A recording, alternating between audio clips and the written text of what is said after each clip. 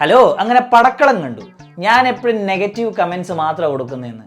എൻ്റെ personal opinion മാത്രമേ ഞാൻ പറയാറുള്ളൂ. എനിക്ക് രണ്ട് കാറ്റഗറി ഉള്ളൂ. ഒന്നി നല്ല പടം, ഇല്ലെങ്കിൽ മൂഞ്ചിയ പടം. ഞാൻ ഈ പടത്തെക്കുറിച്ച് പറയാം.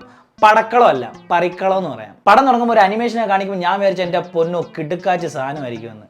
എന്നിട്ട് തൊലിച്ചൊരു സ്റ്റോറിയും സ്ക്രീൻ പ്ലേയും. ക്രിഞ്ച് കോളേജ് സീനിൽ തന്നെ അങ്ങ് തുടങ്ങും. സന്ദീപും അവൻ്റെ ആ ഫ്രണ്ട്സും ഉണ്ട്. എന്നാ വെറുപ്പിരാരെന്ന് അറിയാമോ?